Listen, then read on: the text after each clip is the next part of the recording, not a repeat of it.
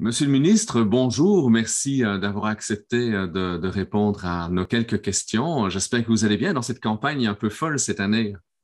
Oui, je vais bien, je vais bien. En fait, la campagne me permet de mettre en perspective plusieurs des choses qu'on entend et qu'on lit un peu partout, de sortir des commentaires, des porte-paroles de tous les groupes, puis d'aller directement sur le terrain. Je vous dirais que ça fait du bien. Mhm. C'est beaucoup plus modéré sur le terrain que ce qu'on lit un peu partout dans les médias sociaux. Donc, c'est rafraîchissant. Ah, ben, c'est une bonne nouvelle. Écoutez, en 2018, on parlait d'environ 28% des enfants qui, déjà à l'âge de 4 ans, étaient évalués comme ayant déjà une vulnérabilité en termes de développement, ce qui allait Ouais. affecter le parcours scolaire.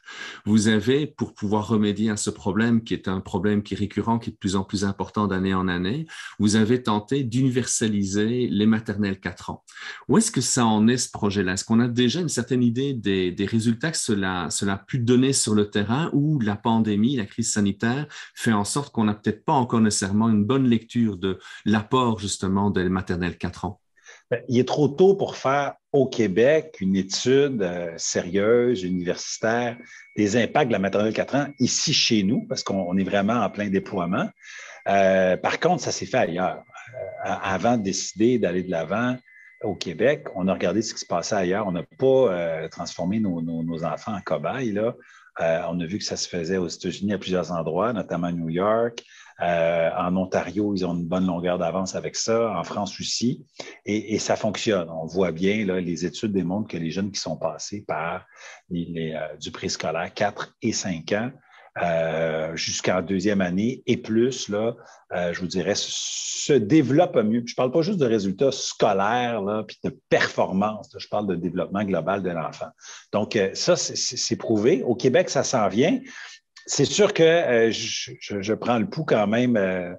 Chaque fois que je peux visiter une école, puis je parle à des enseignants, enseignantes. La semaine passée, j'étais dans le coin de Magog, en Estrie. Mhm. Je suis allé visiter une école, j'ai parlé avec direction d'école, mais des profs aussi.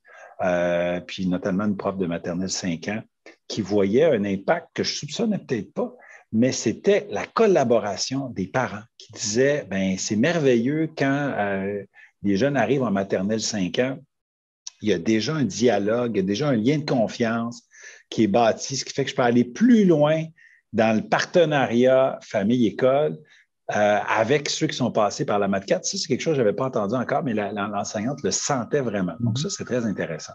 Puis pour ce qui est du déploiement, ben, ce n'est pas fini encore, mais quand même, il y a 19 000 enfants à peu près, au moment où on se parle, qui Mhm. sont dans nos classes de maternelle 4 ans. Donc, je pense que c'est assez formidable considérant le contexte dans lequel on l'a déployé. Je précise que jamais on va empêcher un parent d'envoyer son enfant dans une garderie éducative ou dans un CPE. Il ne s'agit pas de la rendre obligatoire, là. Mhm. C'est d'élargir l'offre. Je le précise là, pour ceux qui penseraient ça. OK.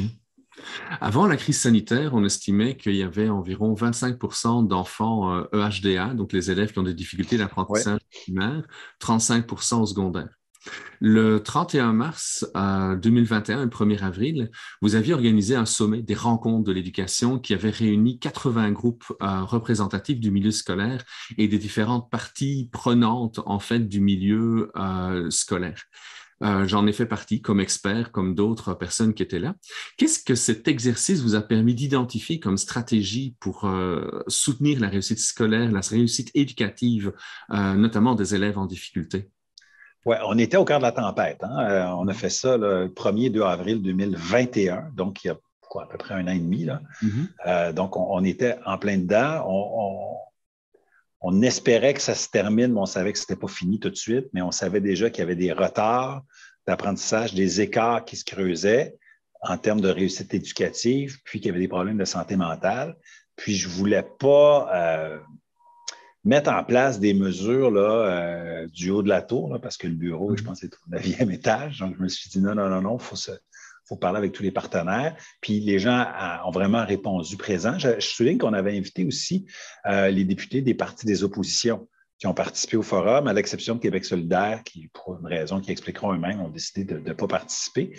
Mais deux choses sont sorties, je veux dire, deux choses très, très importantes sont sorties du lot suite à cette rencontre-là.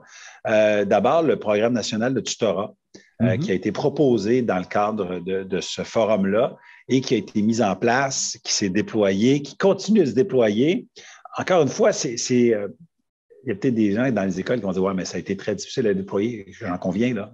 C'était dans un moment difficile, mais justement, il fallait le déployer parce que c'était difficile ce que vivaient les élèves. Et l'an passé, c'est 169 000 élèves du réseau public québécois qui en ont bénéficié. Et c'est à chaque fois des élèves qui étaient recommandés par le personnel, la plupart du temps des enseignants. Donc, je pense que ça, c'est vraiment, vraiment bon. C'est une vraie décentralisation quand on envoie l'argent dans les écoles, puis on dit montez votre programme, puis on dit cibler les élèves, communiquer avec les familles, donnez-leur les services. Donc, de ça, je suis très fier. Et une autre politique qui est sortie de ce rendez-vous d'avril 2021 et qui s'implante cette année-là pour la première fois, c'est le programme d'aide à la classe. C'est dans 100 écoles. Donc, les gens vont dire « Oui, j'en ai pas dans mon école. » Je comprends, mais on est vraiment dans l'an 1, déploiement. Puis ici, on le fait vraiment avec une équipe de chercheurs universitaires qui nous épaule sur le comment le faire pour bien le faire, pour réussir ça. Donc, c'est des éducatrices de nos services de garde qu'on a de la misère à recruter d'ailleurs en ce moment parce que les horaires sont brisés. Là, on vient justement leur permettre de faire plus d'heures. Donc, ça va nous aider à contrer la pénurie d'éducatrices dans nos services de garde. Ça va devenir plus intéressant. Et ça va venir aussi aider dans la classe. On dit aide à la classe. Des fois, on dit aide enseignant, aide élève, on le met global. Mais dans le fond, c'est de dire ces éducatrices-là ont une expertise, ont un lien avec les élèves qui est très fort, peuvent donner un coup de main, ne remplacent pas les professionnels ou les techniciens et techniciennes d'éducation spécialistes. C'est important de le préciser, ce n'est pas du tout l'intention, du tout. Mais viennent donner un coup de main de plus et permettre aux enseignants de faire ce qu'ils et elles font le mieux. On ne fait pas un bac de 4 ans pour attacher des lacets. Bon, ben, je caricature, là, les aides à la classe vont faire bien plus que ça, mais en quelque part, ça vient donner un coup de main pour que l'enseignant puisse se concentrer sur d'autres choses.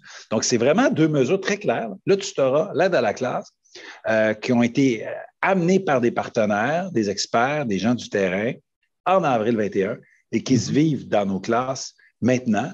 Donc, je pense que c'est un bel exemple de concertation puis d'écoute, là. Oui, puis on ne le soupçonne pas nécessairement toujours. Moi, je l'ai vécu quand j'étais enseignant en Belgique. J'ai travaillé avec des enfants qui étaient aveugles et malvoyants et ma classe était ciblée comme étant une classe de stage. Donc, 1 mois sur 2, j'avais une éducatrice qui venait faire un stage dans ma classe, pouvoir faire de l'intervention. Le mois où elle était là, ça changeait en fait justement ma réalité d'enseignant où je pouvais faire une intervention beaucoup plus ciblée sur les élèves qui étaient dans. Voilà. Pour moi, c'est très, très, très porteur. Là, parce qu'il y a des enseignants du secondaire vont dire ouais, nous, on ne l'a pas, ça. C'est vrai, là, ça s'applique au primaire pour l'instant. Mais quand même, je pense que ça pourrait faire une différence, là, à la fois pour les élèves, pour les profs, puis pour les éducatrices. Donc, c'est gagnant. J'ai très hâte de voir les résultats préliminaires des études pour que l'an prochain, en septembre 2023, on augmente le nombre de classes puis qu'on le fasse encore mieux. Est-ce qu'on va cibler une formation spécifique pour ces personnes-là? Parce que souvent, les éducatrices viennent du milieu, de la communauté. C'est des gens de pleine bonne volonté. Je sais qu'ils ont quelques dizaines d'heures ou centaines d'heures de formation. Est-ce qu'on va augmenter la formation pour qu'ils soient encore plus opérationnels ou ce n'est pas nécessairement l'objectif du programme? Je vais prendre garde parce que, comme je vous dis, on est en projet pilote puis je ne veux pas présumer des résultats, mais je peux vous dire qu'on a eu des discussions déjà avec la Fédération des centres de services scolaires sur l'opportunité de créer une attestation d'études professionnelles. Donc, à l'interne, hein, on est dans des milieux de formation, on est à bord du réseau éducatif et on sera vraisemblablement capable de donner une formation supplémentaire, une formation d'appoint. Puis moi, ce que j'imagine, c'est d'être capable de la faire in situ, c'est-à-dire dans nos écoles, avec les gens du centre de services scolaires. Donc, de ne pas sortir les élèves des écoles pour aller se former en centre de FP. Là. Je pense qu'il y a moyen de faire quelque chose, mais je vais écouter là, ce que le réseau nous proposera puis ce qui sortira du terrain, mais on peut imaginer qu'il y aura peut-être une une opportunité de formation pour ces gens-là. Un des éléments qu'on est en train de voir apparaître, c'était, comment dire, suggéré précédemment, mais c'est un peu vous qui mettez, comment dire, l'épaule à la roue pour la concrétisation de ce projet-là, c'est rendre nos écoles beaucoup plus adaptées à la réalité architecturale d'aujourd'hui. On a vu dans les années 60 une augmentation du nombre d'écoles, la manière dont on conceptualisait les bâtiments qui était ce qu'on vivait dans les années 60 versus ce qu'on a aujourd'hui avec plus d'espace, plus de lumière, plus de nature. Est-ce qu'on commence à voir, au-delà du projet théorique, est-ce qu'on voit des changements sur le terrain pour justement les enseignants, les communautés qui peuvent bénéficier de ces nouvelles écoles beaucoup plus adaptées en fait à la réalité d'aujourd'hui? Oui, puis c'est important de dire, quand on parle des nouvelles écoles, on les appelle la nouvelle génération d'écoles, parce que c'est pas juste de faire des écoles neuves, puis de demander à des architectes, fais quelque chose au goût du jour. On est allé plus loin que ça. J'ai rencontré beaucoup d'ingénieurs, d'architectes. On a discuté avec les gens du lab, mais pas seulement. Puis dans mes visites à l'étranger, je suis allé visiter des écoles. J'ai parlé à des gens qui conçoivent des écoles. Donc, on est d'arriver vraiment avec un nouveau guide de planification immobilière avec des spécifications différentes. Et évidemment, les profs et les parents et les gens des écoles aussi ont été consultés là-dedans. Il y a 100 écoles en ce moment qui sont en construction à la grandeur du Québec. Je ne parle même pas d'agrandissement, de rénovation. Là. 100 écoles neuves en chantier, quelques-unes inaugurées. La plupart vont être inaugurées en 2023, après ça 2024, puis là, ça va vraiment exploser. C'est tout un changement. J'en ai visité quelques-unes, là, celles qui est un peu comme les crocus, là, celles qui ont germé plus vite que les autres. Et puis, c'est assez extraordinaire. Mais mon souci, c'est de faire attention qu'il n'y ait pas des élèves, puis des parents, puis des membres du personnel chanceux, puis d'autres malchanceux. Parce que, bon, c'est beau de construire 100 écoles nouvelles, mais il y en a quelque chose comme 3000 qui sont déjà là. Et il va falloir faire des rénovations, dans certains cas qui sont majeurs dans d'anciennes écoles aussi, là. Donc, il y a ça à faire. Et puis, un bel exemple, c'est une école que j'ai visitée la semaine passée, rénovation majeure. En fait, c'était une petite école de région, 2 pavillons, espacés de quelques dizaines de mètres quand même, vétus dans les 2 cas. Moi, je les ai visités avant. J'étais là pour l'annonce. Je suis retourné après. Et là, c'est assez extraordinaire. On a fait un grand corridor entre les 2 pavillons. Donc là, on a vraiment une vraie communauté éducative. Un corridor actif, donc très, très large, avec carrément une petite agora aussi. Donc, dans le corridor, mais qui est tellement large que tu peux circuler, puis il y a aussi même des estrades. Juste à côté, à l'extérieur, une classe extérieure. Entre les 2 pavillons, un magnifique gymnase moderne avec des tuiles acoustiques, évidemment, pour les enseignants et les élèves pour qu'on puisse s'entendre quand on s'amuse. Puis l'ancien gymnase qui était complètement vétuste, dont le plafond était trop bas, maintenant une salle multifonctionnelle pour toutes sortes d'opportunités pédagogiques. Donc ça ne compte même pas dans nos 100 nouvelles écoles. Ça, c'est une réno majeure, mais selon les nouvelles spécifications. C'est ça qu'on veut faire partout au Québec. Il y a peut-être des gens qui nous écoutent, ouais, chez nous, on ne l'a pas encore. Vous comprendrez qu'on n'a pas pu faire ça partout. On a l'ambition de le faire de plus en plus. Là, la seule chose qui nous empêche d'aller plus vite, là, c'est notre capacité à construire. C'est le nombre d'entrepreneurs, le nombre d'ouvriers. Parce que les ressources financières puis l'ambition, on l'a. Est-ce que les parents, les enfants, les enseignants, les équipes écoles ont commencé à témoigner justement de l'apport que cela fait en termes de qualité de vie à l'intérieur de l'école? Et est-ce qu'on espère déjà avoir des résultats en termes de réussite éducative? Bien, je suis convaincu que oui. Encore une fois, il va falloir le mesurer comme il faut de manière empirique. Moi, je suis très, très mesure, pas juste mesure statistique là, avec des notes là, puis la moyenne du groupe. Là. Je parle de mesures sérieuses universitaires, puis d'enquêtes sur le terrain, quantitatives, qualificatives. Il va falloir le faire, mais écoutez, en ce moment, on n'a pas de masse critique, on n'a pas assez d'écoles comme ça. Mais on va en ouvrir vraiment de plus en plus dans les prochaines années. Mais déjà, moi, quand je suis allé visiter cette école-là, je suis pas allé juste avec le gestionnaire de projet, hein, j'ai parlé au concierge, j'ai parlé aux directions d'école, j'ai parlé aux enseignants, j'ai parlé aux psychologues. Puis, il disait que ça faisait une communauté éducative, que ça avait changé la dynamique pédagogique dans l'école. C'est ça qu'on veut. Parce qu'il y a des gens qui vont dire, c'est bien beau le béton, là, c'est bien beau le mortier, c'est bien beau le plâtre, le J-Proc, tout ça, mais on a besoin de psychologues. Je sais, on veut embaucher, puis on a besoin d'enseignants, évidemment, légalement qualifiés, mais l'un n'empêche pas l'autre. Puis pourquoi se priver là, quand on est capable d'investir dans notre réseau scolaire? Mhm. Puis ça m'amène un peu à la question suivante. En fait, Gabriel Nadeau-Dubois, lors du dernier débat des chefs, avait rapporté une étude de Kamanzi qui disait en fait que 60% des enfants qui étaient dans des écoles privées allaient à l'université, pour 15% quand ils étaient dans le cas scolaire spécialisé comme le hockey et autres, mais seulement, non, pardon, 15% pour les classes secondaires sans profil particulier, pardon. Et pour lui, il y voyait, c'est un peu le résultat de l'étude aussi, que c'était un encouragement, les écoles privées, aux inégalités sociales. Pour moi, j'ai un peu l'impression que c'est un raccourci intellectuel. D'une part, je crois que la réussite éducative, la réussite scolaire est multifactorielle et ce n'est pas juste une question d'école A, B, C en tant que telle. Il y a un ensemble de facteurs, de déterminants qui conduit vers la réussite de l'enfant. La deuxième chose que j'aurais envie de dire, c'est que il y a des élèves qui, justement, ont peut-être plus de difficultés à réaliser des tâches cognitives, mais qui ne demanderaient pas mieux que d'apprendre un métier beaucoup plus tôt que ce qu'on le propose. Ils n'ont peut-être pas nécessairement besoin d'aller à l'université. Et surtout, il y a plein de techniques qui permettent aux gens de se réaliser professionnellement sans aller justement à l'université. Donc, est-ce qu'on n'est pas dans un faux débat, cette concurrence continuellement entre écoles privées et écoles publiques? Et dans un autre temps, si les écoles publiques sont de plus en plus attractives, comme le projet de rénovation et de nouvelles écoles dont on vient de parler, est-ce que c'est pas ça qui va faire en sorte que les parents vont privilégier justement les écoles publiques? Bien, moi, je suis d'accord. D'abord, il y a eu un sous-investissement dans notre réseau public pendant des années. Ça, c'est un fait mathématique avéré. Il y a eu une dévalorisation, un laisser-aller qui fait que ce n'était pas, puis ça dépend encore des quartiers, des fois, ce n'est pas nécessairement intéressant pour des parents parce que tu dis, mon Dieu, mon enfant, il n'y a rien de plus précieux, puis je regarde à l'extérieur, puis c'est pas intéressant. Quand je marche vers l'école, là, je ne me sens pas enthousiasmé. Je veux que ça arrive. Donc, il faut changer ça. Il faut investir dans nos réseaux, dans nos écoles publiques massivement. Il faut continuer de le faire. On a commencé à le faire. Puis, vous voyez, de 2014 à 2018, les libéraux avaient investi 5,6 milliards.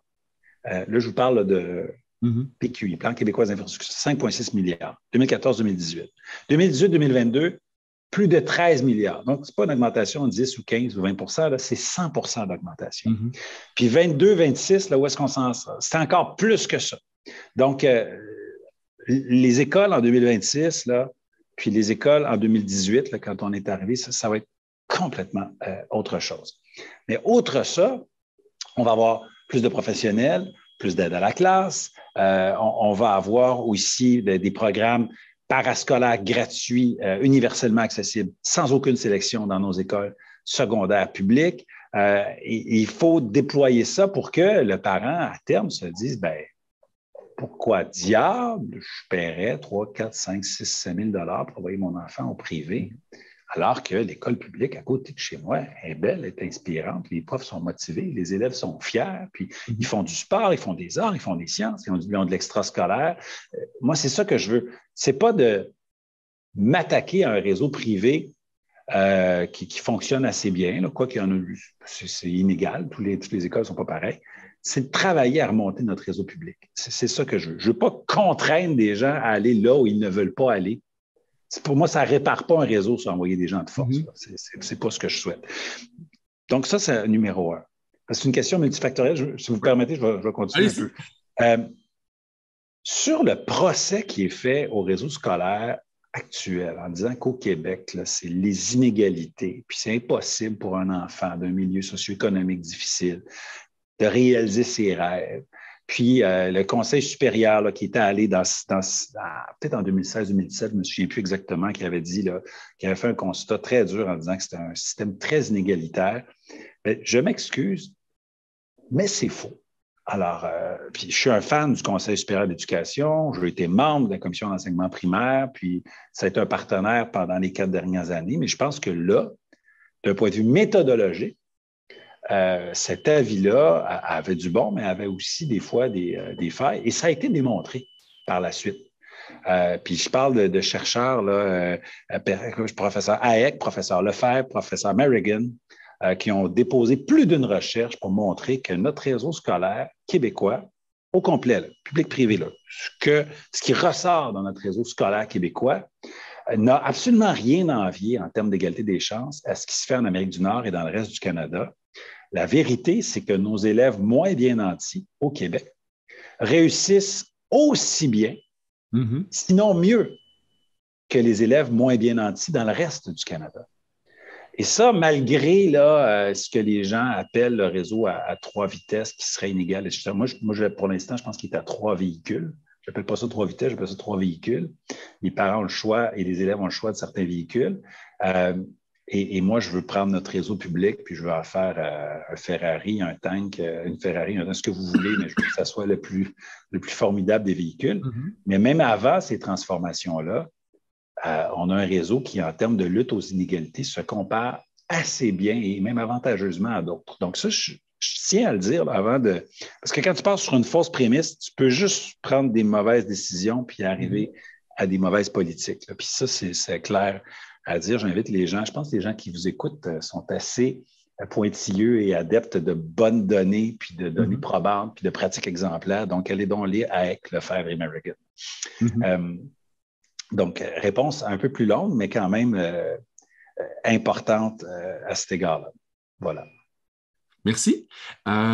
Prochaine question. J'ai été témoin, en fait, de toute une série de rencontres dès que la crise sanitaire a été déclenchée par M. Legault le 12-13 mars 2020. Vous avez très rapidement, même si on en a parlé peu dans la presse, mis en place toute une série de réunions, de rencontres, de comités avec des experts psychosociaux, les professeurs professionnels, avec les syndicats, les différentes fédérations d'écoles privées, publiques et autres.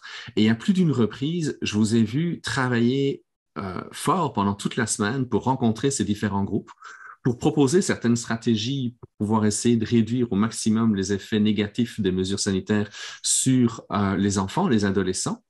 Vous contactiez beaucoup de personnes, vous vous faisiez confronter, vous écoutiez en fait aussi nos suggestions. Et à plus d'une reprise, je voyais que pendant la fin de semaine, il y avait une nouvelle donnée où il y avait quelques médecins qui arrivaient à l'antenne de la télévision, faisaient un peu peur à la population. On voyait qu'il y a une tension qui était beaucoup plus importante et ce qui amenait le lundi matin à devoir changer en fait le fusil d'épaule et de ne pas nécessairement suivre les consensus que vous aviez établis avec la communauté la semaine qui avait précédé. Il n'y a pas des fois où vous avez été complètement découragé de voir tout ça? Oui, je veux dire oui, là, parce que c'est la réponse franche. C'est vrai qu'il y avait, on avait plusieurs comités d'experts, des gens du terrain aussi. Là. Pour moi, c'est important de parler aux porte-parole nationaux des partenaires, mais aussi de parler aux ordres professionnels, parce que oui, il faut parler aux représentants syndicaux, mais il faut parler aussi aux ordres professionnels et aux associations professionnelles et directement à des gens qui parlent en leur nom propre parce que ce sont des experts qui voient des parents, des enfants tous les jours ou des directions d'école ou des enseignants qui sont juste sur le terrain, qui parlent, qui témoignent en leur nom, qui ne prétendent pas représenter 200 000 300 000 personnes. Puis, j'avais commencé à faire ça avant la pandémie, donc c'était quand même une bonne habitude. Puis quand la pandémie a frappé, ça a été très, très utile. Puis dans certains cas, on a pu prendre le fruit de ces réflexions-là, de ces suggestions-là, pour en faire des politiques, les implanter. On parlait tantôt du tutorat, puis de l'aide à la classe. Ça, c'est parfait. Mais d'autres fois, ça n'a pas fonctionné, ou alors on voulait s'en aller dans une direction. Et la pandémie et la santé publique nous arrivaient, en fait, la pandémie amenait la santé publique à prendre des mesures de protection de la santé qui allaient un peu à l'envers du consensus des gens qui sont sur le terrain. Mais en même temps, bon, tout le monde est armé des meilleures intentions, des meilleures dispositions, puis la santé publique est un partenaire important du gouvernement, mais c'était parfois difficile parce que je savais très bien que ce que j'allais annoncer ensuite comme décision gouvernementale, en acceptant les recommandations de la santé publique, allait choquer ou décevoir des partenaires puis des gens dans le réseau qui disaient « Ouais, mais ça va être très difficile, puis ou ça va avoir tel impact dans ma vie quotidienne. » Ou, bien, coudonc, c'est pas ça qu'on a dit, nous, le terrain, au ministre, quand on lui a parlé. Ouais. On était toujours en situation d'urgence, puis écoutez, il fallait sauver des vies. Puis oui, il y avait dans les médias un paquet d'experts qui disaient des choses contraires. À un moment donné, ça te prend un phare, là, quand tu traverses une tempête, là, puis tu as un bateau, puis tu as peur de t'écraser sur les récifs. Là, tout le monde essaie d'apporter sa petite lumière. Puis tu te dis, je vais prendre le phare. Puis le phare, ben, c'était l'INSPQ, puis c'était la santé publique. Puis on y allait avec ce consensus scientifique-là. Peut-être pas consensus, mais disons tendance lourde. Puis je vous dirais, ça nous prenait une autorité à suivre. C'est que oui, ça a été très dur parce que je savais que des gens vivraient des moments difficiles dans leur classe et dans leur réseau suite à ça. Puis ils se disaient, ben écoute, on lui a parlé, puis c'est pas nécessairement mis en place tout le temps. Je pense qu'après la pandémie, les gens ont vu finalement qu'on était revenu à la normale, puis qu'il y avait plus de corrélation entre nos discussions préalables et ce qui se passait dans les écoles.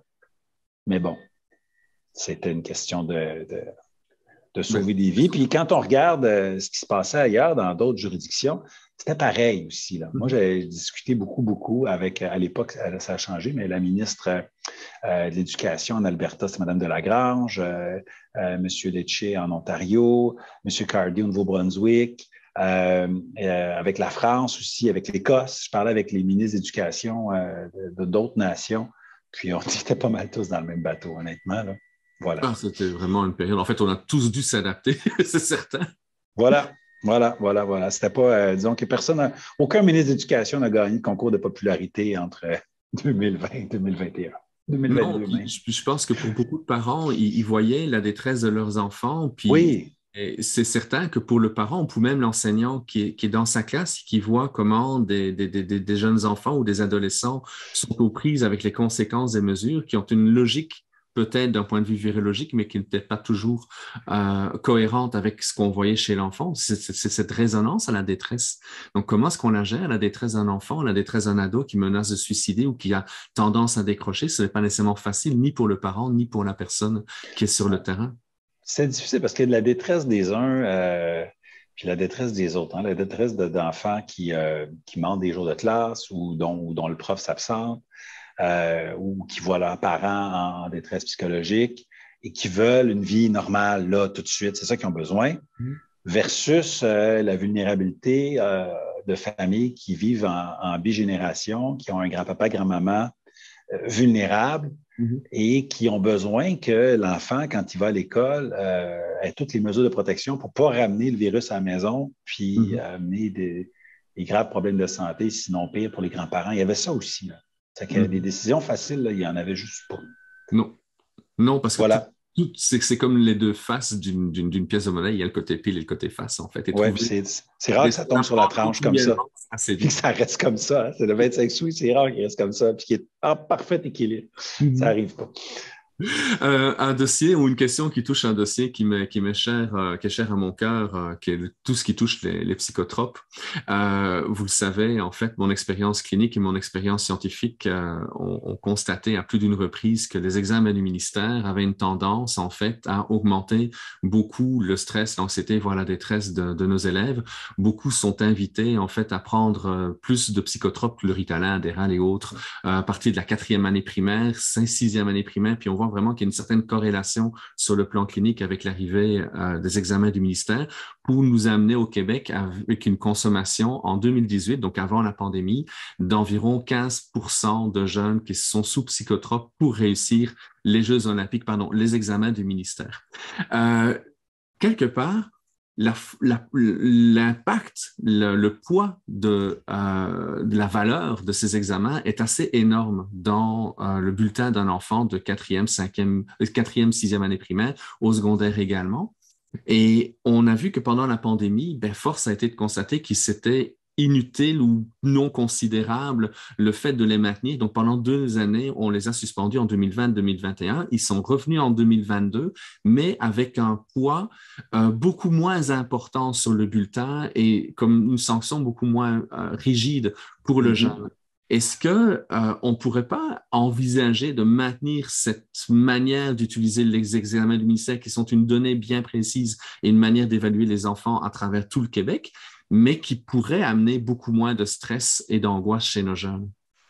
Oui, plusieurs éléments. Je vais commencer par juste un élément sur la question de la médication. Ça a amené le fait véridique là, que la médication commence plus à partir de la 4e année. Là. Oui. Je ne serai pas avec vous là-dessus. Mais je sais aussi qu'il y a plus de médication au Québec que dans d'autres juridictions, peut-être pas toutes, là, mais qu'il y a peut-être une corrélation aussi avec le fait que nous, c'est l'âge au 30 septembre. Et que ce n'est pas pareil partout. Et je sais que la prescription de ces choses-là est beaucoup plus grande pour les jeunes, nos élèves qui sont dans les 6 premiers mois. Les élèves qui sont là, les 6 mois plus jeunes versus les 6 mois plus vieux, là, vous comprenez ce que je veux dire? Moi, ma fille. Les trois mois les plus jeunes, d'accord? C'est ça, les 3 mois les plus jeunes. Août et septembre représentent 60% de la prescription de Ritalin, alors que, par exemple, à Vancouver, où l'année civile pour l'entrée à l'école, c'est le 1er janvier, on constate que 60% des enfants qui sont sous médication sont nés en novembre et en décembre. Donc, de fait, c'est souvent des enfants beaucoup plus jeunes sur le plan biologique. Et pourquoi le primaire est plus important là-dedans? C'est tout simplement parce que 6 mois en termes de développement sont beaucoup plus importants peut-être qu'à nos âges ou peut-être que le changement se fait sur 5 ans ou 10 ans. Mais je sais, en tout cas, j'ai ça en tête, là. Puis, je ne suis pas là, un grand amoureux là, de la médication pour tous. Là. Puis, je pense que c'est aux professionnels de décider à chaque fois. C'est vraiment du cas par cas. Là. Mais ça m'interpelle, cette histoire-là, que c'est des jeunes plus jeunes que leurs camarades de classe qui sont plus souvent médicamentés. Ça veut dire qu'il y a quelque chose à considérer là. Puis des fois, c'est plus un effet de maturité qu'un trouble neurologique. Là. Ça évacue pas votre question, ces examens, mais je voulais le dire quand même. Tout à fait. Les examens ministériels, je pense qu'ils sont très utiles. Je pense qu'on a besoin d'avoir des outils de mesure pour garantir la qualité des diplômes, l'égalité des diplômes, l'équité, que je sois là à Montréal-Nord, à Laval, à Bécomo, à Saint-Jérôme, à Sherbrooke ou en banlieue, n'importe quel endroit. Bien, grosso modo, quand je vais arriver en 6e année, je vais avoir vu pas mal le programme de formation de l'École québécoise avec les mêmes, je vais dire, connaissances et compétences, là, parce qu'il n'y a pas juste des compétences. Là. Je pense qu'il faut ramener aussi des savoirs essentiels. Et pour moi, les examens ont cette utilité-là notamment. Maintenant, est-ce qu'on est capable, des fois, d'avoir le beurre et l'argent du beurre? C'est rarement possible, mais peut-être qu'ici, on peut l'avoir un peu. Là, si on essaie de rééquilibrer les choses. C'est l'effort qu'on a fait. Là. Normalement, en 4e année, 6e année, l'examen ministériel compte pour 20 puis depuis 2 ans, fin l'an passé, puis cette année, il va compter pour 10 de l'année. Donc, c'est sûr que c'est un examen important, mais en même temps, le poids relatif de l'examen peut peut-être diminuer le stress de chacun. Puis les examens à sanction secondaire 4 et 5, normalement, c'est 50 de la note. Puis l'an passé, cette année, c'est 20 de la note. Donc, est-ce que ça compte? Oui. D'ailleurs, souvent, les ados disent, hein, est-ce que ça compte-tu, ça, ce qu'on apprend? Ben ouais, hein? Alors que tout est important. Là, mais... Oui, mais oui, l'examen compte, mais ce n'est pas lui qui va faire nécessairement, là, qui va faire toute la différence. Donc, c'est peut-être quelque chose à conserver, mais bon, moi ou la prochaine personne qui sera à la chaise de ministre, l'automne et l'hiver prochain, devra certainement consulter les gens pour voir qu'est-ce qu'on fait l'an prochain, les années suivantes. Parce que la décision est prise pour cette année. Là. On a des examens avec une pondération moindre, mais pour l'instant, c'est une décision qui est transitoire. Qu'est-ce qui arrivera pour l'année 23, 24 et les suivantes? Je pense qu'il faut faire une réflexion. Là. Puis après l'avoir essayé de manière transitoire, temporaire, ben, c'était plus pertinent ensuite de trancher si on le garde ou si on ne le garde pas. Puis, bon, je trouve ça intéressant, mais en même temps, je ne voudrais pas que le ministre décide seul de ça. Je voudrais qu'il y ait une consultation. C'est ça mon approche. Oui, mais je me souviens qu'on en avait déjà parlé dans une des rencontres en juillet 2020, après la première suspension des examens du ministère due à la Mhm. première crise ou la première phase de la crise sanitaire. Et un des experts qui était autour de la table, justement, relatait par un sondage qu'il avait fait que c'était surtout les parents qui avaient trouvé ça difficile de ne pas en avoir, parce que c'est comme si c'est quelque chose qui mobilise en fait leur enfant. Donc on est comme pris dans un désir de mobiliser nos jeunes pour que ça compte et en Oui, même temps de ne pas mettre trop de stress pour éviter dans une certaine mesure de l'anxiété de performance qui était contre-productive pour beaucoup d'autres enfants. parce que, mais c'est vrai quand même qu'il y a ça aussi. Un élève là, qui serait assuré de passer, puis qui a plus ou moins d'intérêt là, dans l'éducation. Tu sais, enfin, la motivation, ce n'est pas nécessairement les apprentissages des notes, parce que, bon, il y a 14-15 ans, puis il pense comme un jeune de 14-15-16 ans, puis on ne peut pas lui demander d'avoir la maturité de quelqu'un de 25-30. Des fois, de le mobiliser, de le motiver en disant, regarde, attention, il y a une épreuve en avant de toi. Tu sais, pensons à nous comme adultes, là. Mhm. Ça arrive qu'il y a des choses importantes devant nous, là. Moi, avant l'entrevue de ce matin, je me suis préparé, là. J'ai révisé des trucs, j'ai révisé des chiffres, j'ai révisé des choses parce que j'avais cette entrevue-là, puis je ne voulais pas me donner de mauvaises informations, sortir le mauvais nom d'un chercheur. Donc, voyant arriver cette échéance-là, je me suis préparé un peu plus qu'un matin normal. Donc, c'est humain, c'est Mhm. correct, mais maintenant, il faut peut-être trouver le juste équilibre entre la mobilisation puis une angoisse de performance qui vient nuire à nos jeunes parce qu'on sait qu'ils ont été fragilisés par la pandémie. C'est une réflexion pour Mhm. l'automne à venir. Toujours un peu lié avec l'impact ou comment dire les raisons pour lesquelles on a une consommation de Ritalin plus importante au Québec qu'ailleurs. Vous aviez lancé un chantier également sur le fait d'arrêter de lier un diagnostic avec des services en orthopédagogie. Je Mm-hmm. pense qu'il y a un manque de personnel, donc certaines personnes peuvent ou certains élèves pourraient ne pas avoir comment dire les ressources dont ils auraient besoin. D'accord, mais est-ce que ce chantier-là est allé au bout? Est-ce qu'on peut commencer à voir un petit peu une transformation sur le terrain? Parce que c'est peut-être pas nécessairement ce qui arrive toujours aux parents comme information. Le mot systémique, des fois, est à la mode pour les mauvaises raisons, mais là, je vais Mhm. l'utiliser. Il y a dans le réseau un système qui mène au diagnostic. Donc, c'est vraiment un système de diagnostic systémique dans le réseau en ce moment où le réseau dit, ben, pour avoir tes services, tu dois coter, diagnostiquer, sans quoi tu n'auras pas le financement. Donc, on a le meilleur professionnel avec armé des meilleures intentions du monde n'a pas le choix, doit jouer selon les règles du jeu et il doit passer beaucoup de temps à des fois faire des choses qu'il ne ferait pas si c'était juste de son jugement professionnel. Et c'est ça qu'on change. Ça a été annoncé il y a maintenant plus d'un an. C'est plus facile à annoncer qu'à appliquer parce que ça veut dire changer le mode de financement des élèves HDA, handicapés ou en difficulté d'adaptation à l'apprentissage au complet. Puis attention ici aux effets pervers. Donc, on ne pouvait pas juste dire, bon, ben voilà, on change ça, puis ça finit là, parce que ça aurait pu avoir, dans certains cas, ça aurait pu devenir une fausse bonne idée, là, puis avoir des dommages collatéraux. Puis en éducation, des dommages collatéraux, c'est des enfants qui n'ont pas de service, c'est des professionnels démobilisés. C'est qu'on ne peut pas faire ça.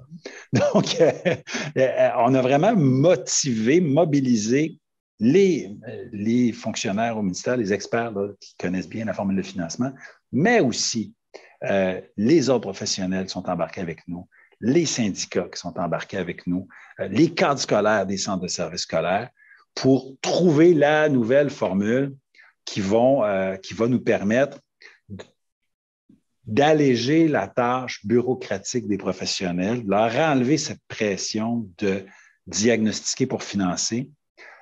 Et on est tout près, là, tout près de ça. J'aurais aimé que ça s'applique dès septembre 2023, 22, maintenant, là. Mais bon, c'était pas prêt encore. C'est que cette année, on va l'expérimenter, mais en septembre 2023, ça va être, c'est, comme dit la chanson, c'est le début d'un temps nouveau. Mhm. Puis je pense que ça va être très intéressant pour les équipes écoles de vivre ça, puis pour les élèves de vivre ça. Pour moi, c'est un changement qui va être systémique, en tout cas qui va avoir des impacts sur du long terme. Il y a de la bienveillance qui s'en vient. Mhm. Une des choses qui m'a rendu peut-être le plus triste à travers toutes les mesures qu'on a essayé de mettre en place avec vous, avec Lionel Carman, pour venir en aide aux élèves qui étaient en difficulté sur le plan de leur santé mentale, c'est à quel point les deux réseaux, celui de la santé et celui de l'éducation, avaient de la difficulté à trouver, comment dire, des points de convergence pour remettre le bénéficiaire, l'enfant, l'adolescent, éventuellement l'enseignant, parce qu'aussi les enseignants ont eu gros à gérer sur leurs épaules, euh, pour pouvoir leur offrir du service, pour les soutenir au niveau de la santé mentale. Comment est-ce qu'on pourrait favoriser une meilleure cohérence, en fait, entre les deux réseaux? Et est-ce que ça ne pourrait pas être un des mandats qui pourrait être repris par le secrétariat à la jeunesse, justement, pour remettre, un peu comme on l'a fait avec les aînés, essayer de ramener plus de cohérence dans l'intervention auprès des aînés? Marguerite Blais a travaillé beaucoup là-dessus. Est-ce que ça ne pourrait pas être une des solutions pour les jeunes, enfants, ados et les gens qui s'en occupent? Oui, bien, c'est une tendance des ministères là, à travailler en silo parce que chacun a ses employés, son système de financement, ses mécaniques, ses lois, ses règlements. Donc, tendance à dire, laissez-moi gérer mes affaires. Mais tu sais, bon, détruire des silos, c'est peut-être moins bon, mais moi, j'imagine des tours avec des passerelles entre chaque. Là. Donc, pour que ça communique. On a commencé à le faire vraiment à trois, là, Lionel Carman, Mathieu Lacombe et moi, nos plus petits, avec les interventions précoces, avec l'Agirto, là, famille, santé, éducation. Mais il reste encore beaucoup de travail à faire pour le faire pour les 6 ans et plus. Mm-hmm. Et c'est commencé, mais je vous dirais que c'est un chantier là, pour les prochaines années de rendre vraiment systématique le travail d'équipe entre les ministres, mais entre les machines puis entre les réseaux. Ce n'est pas juste les sous-ministres. Là. Ça veut dire aussi sur le terrain, les CLSC avec les écoles, ça veut dire les CIS avec les centres de services scolaires. Donc, ce n'est pas une passerelle qu'il faut bâtir, c'est une toile d'araignée, vraiment de multiples passerelles. Donc, c'est à faire. En toute honnêteté, ce n'est pas fait encore au complet. Vous disiez que vous vous étiez préparé pour cette entrevue, moi aussi. Et une des données que j'ai été surprise de découvrir, en fait, c'est l'engouement pour la profession d'enseignant, où on se retrouve avec une augmentation de 10% d'environ des étudiants par rapport à il y a quelques années. On entend beaucoup de critiques, on entend beaucoup de gens qui sont découragés, on entend beaucoup de gens qui même partent à la retraite bien plus vite que ce qu'on pouvait s'attendre au départ. Mais malgré tout, les jeunes veulent venir pour pouvoir enseigner. Il y a quelque chose qui est là, il y a une dynamique qui est là qu'on voit qui a beaucoup augmenté ces dernières années. Alors, est-ce que le nombre de jeunes qui arrivent justement ou qui vont arriver sur le terrain dans 2 ans, 3 ans, 4 ans, quand ils auront terminé leur baccalauréat, va suffire pour contrebalancer la génération des boomers qui s'en va progressivement du milieu, en fait, donc des retraites tout à fait normales et méritées. Et dans un deuxième temps, comment est-ce qu'on va faire pour aider les jeunes enseignants à rester, vu qu'on sait que le taux de décrochage des jeunes profs dans les 5 premières années est assez inquiétant sur certains aspects? Oui, je vais commencer par la hausse d'inscription dans les facultés de sciences d'éducation. Très content de ça. Très, très, très, très, très, très content de ça. Depuis le début des années là, 2010, 11, 12, 13, il y avait, jusqu'en 2018, là, à chaque année, il y avait moins de monde dans les facultés de sciences d'éducation. Puis le creux de vague, là, c'est l'automne 2018. On était dans le plus bas. On a été élu en octobre 2018. Les impacts de nos politiques, c'est septembre 2019. Puis depuis ce temps-là, ça a augmenté et on est reparti dans l'autre direction. Puis au moment où on se parle, c'est ça, c'est 9,9, autant dire 10% de plus de personnes. Bon, c'est quoi ça des pourcentages? Bien, je ne peux pas me tromper, mais je pense que c'est autour de 2300 personnes de plus à l'échelle du Québec dans nos facultés de sciences d'éducation. C'est des milliers de personnes, donc ce n'est pas 50 personnes, c'est beaucoup de monde. Donc ça, c'est encourageant. Et ça m'encourage parce que le discours qu'on voit trop souvent dans les médias sociaux et les médias, il est déprimant à l'égard du réseau scolaire. C'est comme si ça n'allait jamais bien. Or, il y a des vrais problèmes. La pénurie existe. Là. C'est réel, c'est mathématique. On ne peut pas nier ça, puis il faut le nommer, pas se mettre des lunettes roses. Ça arrive. Des gens qui sont non légalement qualifiés dans le réseau, avec les enjeux que ça amène dans le réseau, ça existe. Des écoles encore vétustes, là, vraiment à rénover, je le sais que ça existe, c'est pas fini. Donc, il faut reconnaître les problèmes.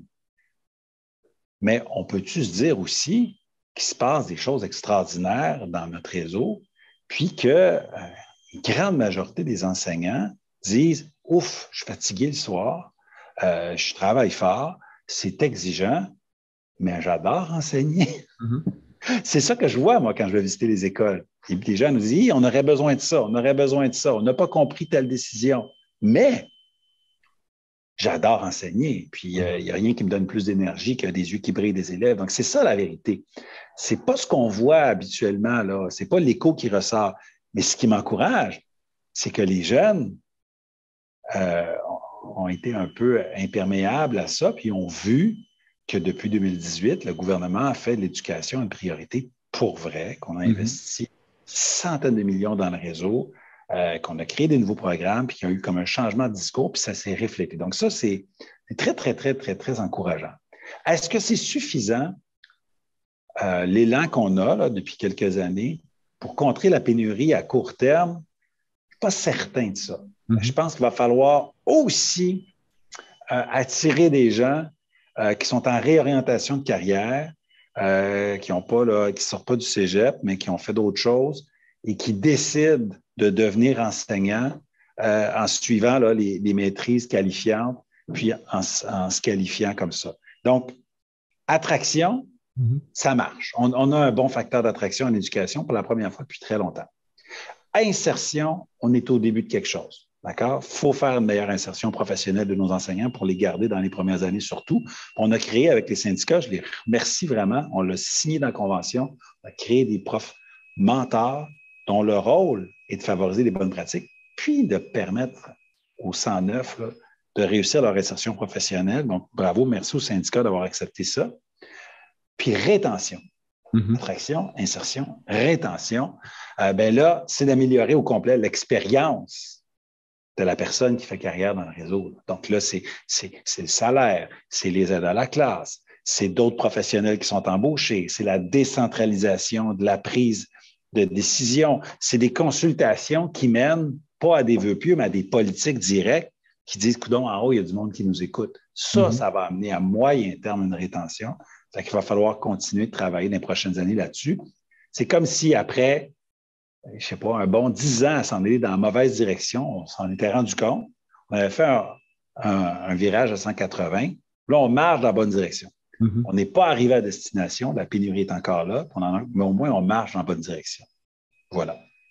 Est-ce qu'on pourrait envisager essayer de dégager un certain, un pacte avec les syndicats pour justement essayer de protéger un peu plus les jeunes profs? Parce que quelque part, un professeur qui a 10 ans de carrière, 15 ans de carrière, n'a peut-être pas nécessairement envie de retourner dans des classes qui sont compliquées, qui sont complexes ou des milieux complexes.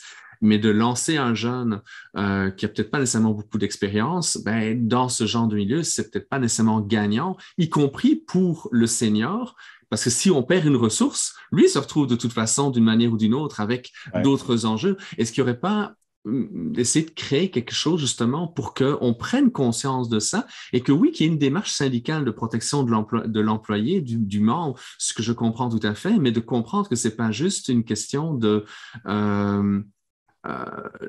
d'acquis, parce que moi j'ai eu dans le passé des mauvaises classes, je voudrais avoir des classes un peu plus légères aujourd'hui, mais de comprendre que c'est ensemble qu'on va pouvoir arriver à s'en sortir. Bien, je pense qu'il y a une main tendue là, à faire. Je pense que tout le monde comprend que pour passer à travers la pénurie, il faut faire attraction et rétention et insertion. Mais tout ça, là, c'est des mots, là. Il faut que ça se traduise en politique concrète. On a commencé à en faire, puis le syndicat est embarqué là-dedans. Mais il y a peut-être un pas de plus à faire. Mais je veux quand même faire attention. Il ne faut pas penser que le réseau est tout le temps nécessairement malveillant envers les jeunes, là, puis que les profs qui ont de l'ancienneté sont égoïstes. Je dis, c'est pas un discours que je tiens. Là. Je ne pense pas que c'est vrai. Il y a aussi des profs qui ont beaucoup, beaucoup, beaucoup d'ancienneté, qui choisissent des milieux difficiles, des milieux où il y a beaucoup, beaucoup de difficultés parce que c'est ça qui les fait vibrer. Là. Il y a ça aussi. Je pense que le plus gros enjeu pour les nouveaux enseignants, je pense que ce n'est pas tellement la composition de la classe qu'on leur confie. Je pense que c'est la stabilité dans un milieu, de poser leur valise dans une école ou dans une classe, plutôt que de s'éparpiller dans 3, 4, 5 écoles ou dans 3, 4, 5 niveaux. C'est une certaine stabilité. Puis une fois que tu as une stabilité, ben, tu te fais un réseau professionnel de pairs aidants, puis tu peux plus gagner confiance, puis t'installer. Puis moi, je sens que le syndicat fait partie de la solution là-dedans. Mhm. Tantôt, vous parliez des réseaux sociaux. J'ai un peu l'impression, parfois, en lisant beaucoup de choses qui se retrouvent sur Internet ou dans les discussions à gauche ou à droite, dans mon milieu personnel ou dans mon milieu professionnel, qu'il y a une grande confusion entre la réussite éducative et la réussite scolaire. Comment vous voyez ça? Ben moi, je parle habituellement de réussite éducative, là. Ben, la réussite scolaire, bon, c'est les notes, c'est le taux de diplomation directe, c'est l'écart à la moyenne, bon, c'est tout ça. Puis la réussite éducative, ben, c'est de permettre à chacun de se déployer, puis de se réaliser, d'aller au bout de son potentiel, de se réorienter quand c'est nécessaire.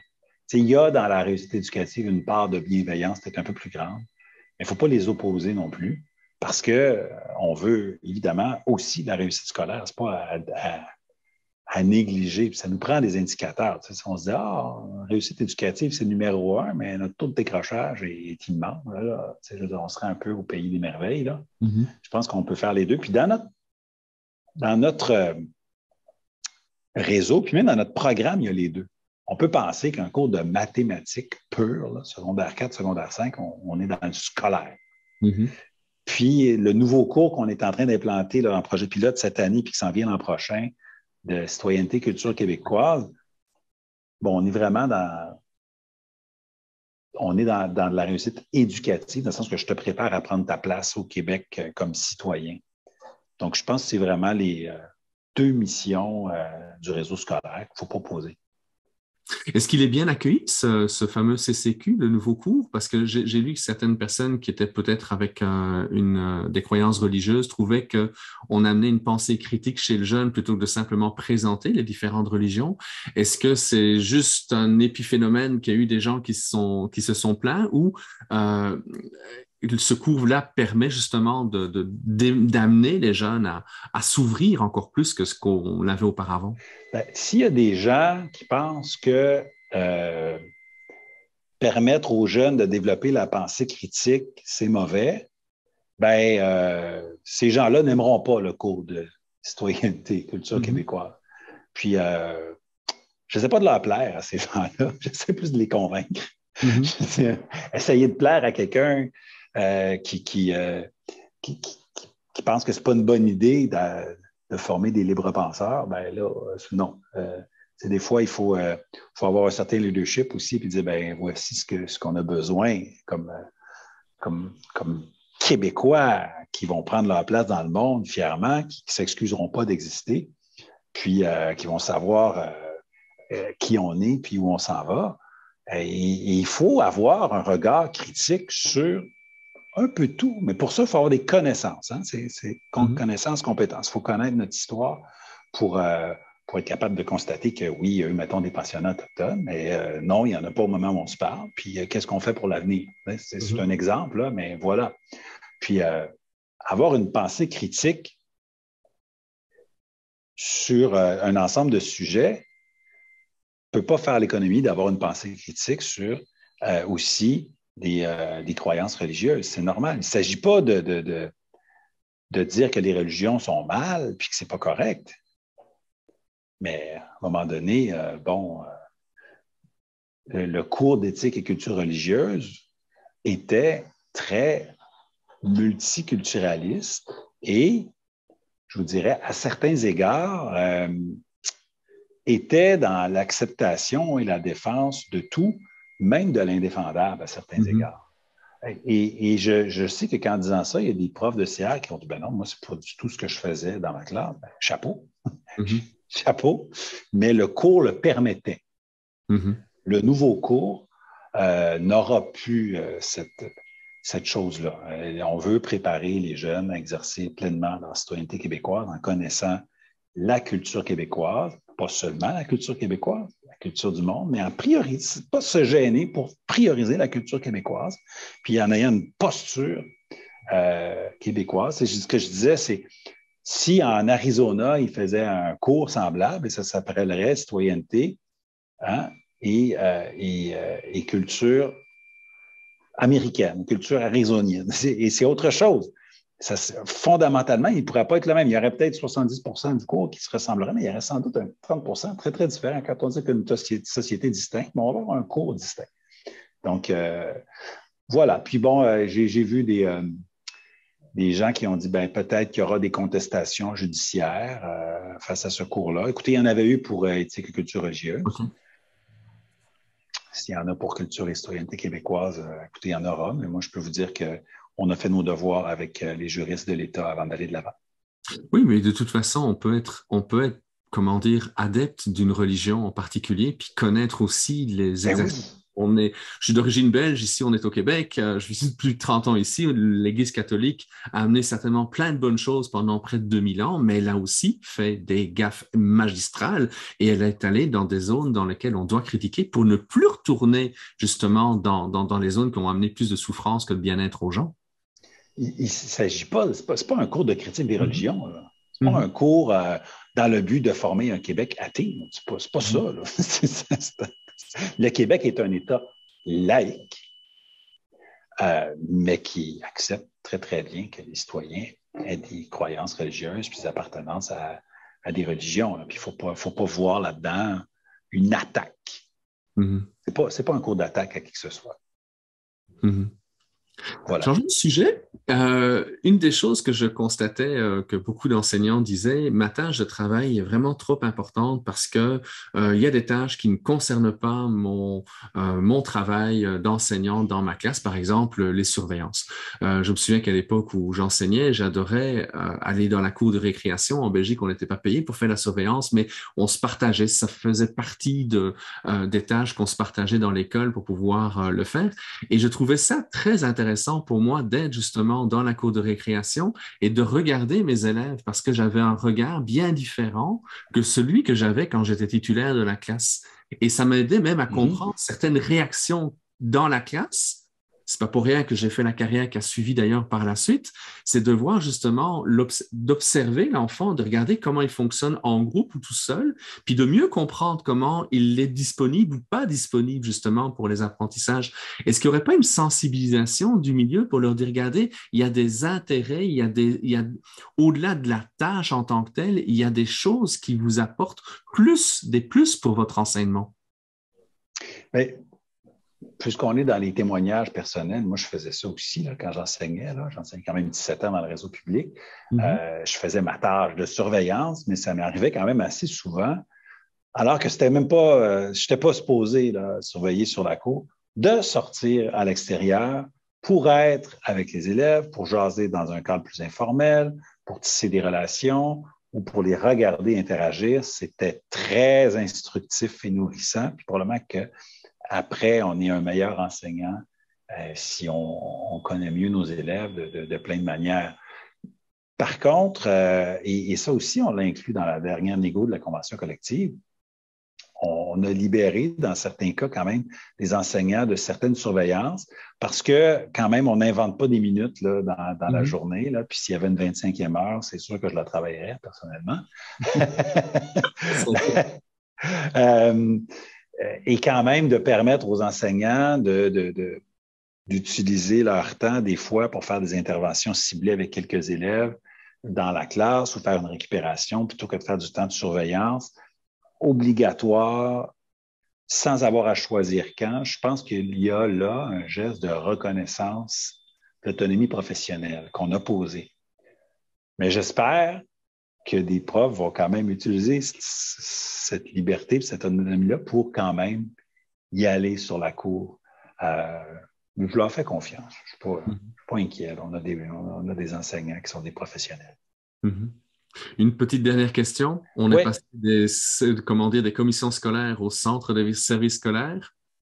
Est-ce que ça a amené les objectifs que vous aviez ou ça a augmenté, les responsabilités administratives pour certaines écoles ou certains centres de services?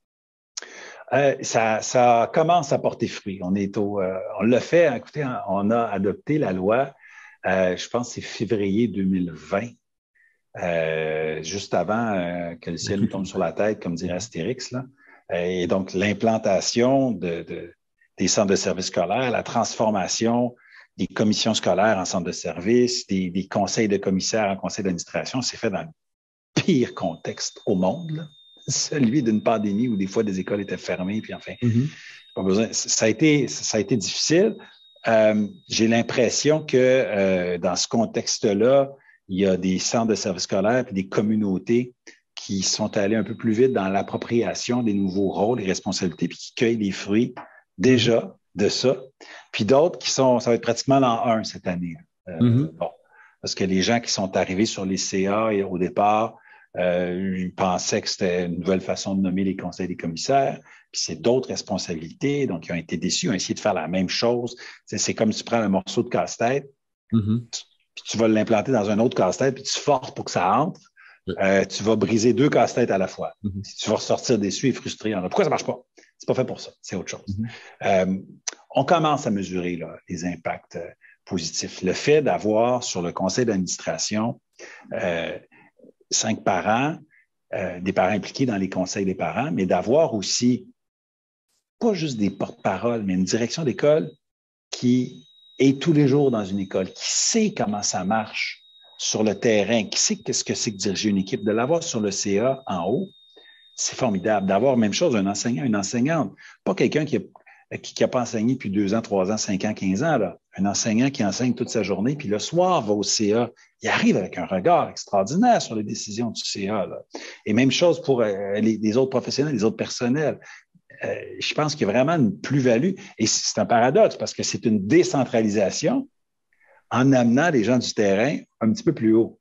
Parce que ça les amène à prendre des décisions pleinement connectées sur ce qui se passe sur le terrain. Donc ça, je pense qu'on va mesurer, on va cueillir les fruits de ça là, vraiment dans les prochaines années.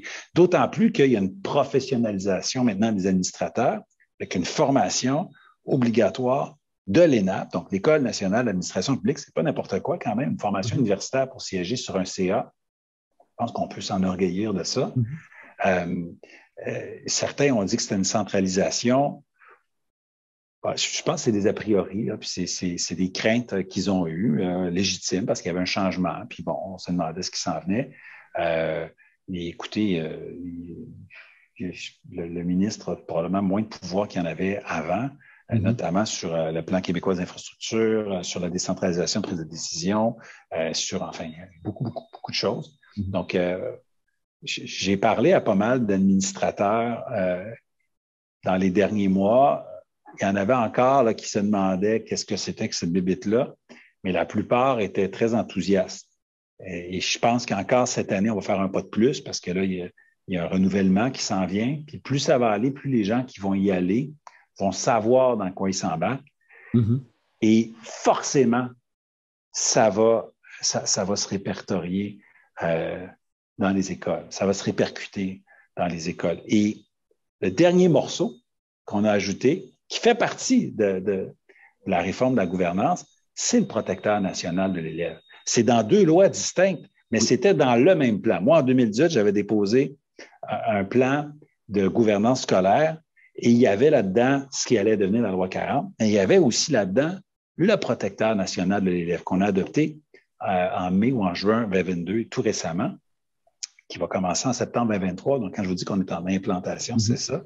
Donc là, on a une nouvelle institution très forte, totalement indépendante. Donc, pour ceux qui parlaient de centralisation, on oublie ça. C'est totalement indépendant du ministre, des centres de services scolaires, avec un pouvoir d'enquête, avec un pouvoir au personnel de faire des dénonciations aussi. Souvent, les gens disent, ouais, mais est-ce qu'on peut nous entendre? Est-ce que je peux signer? Oui, on peut faire des dénonciations, des signalements.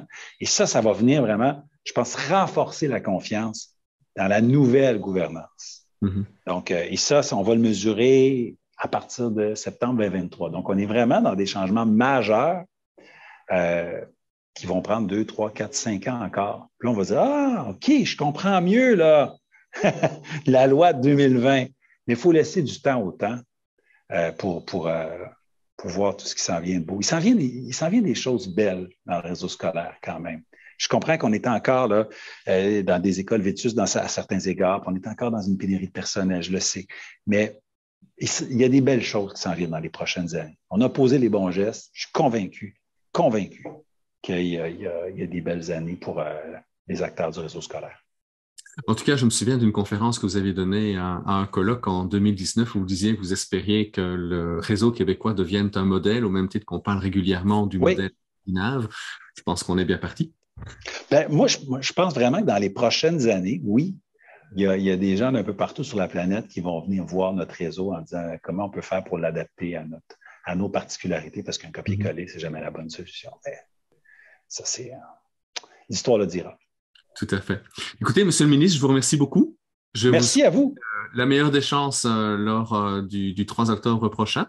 Et puis, j'espère qu'on se recroisera dans d'autres circonstances ou peut-être dans la continuité de ce qui s'est fait ces dernières années. Puis, au plaisir. D'une manière ou d'une autre, merci à vous. Puis, salut à tout le monde qui nous écoute.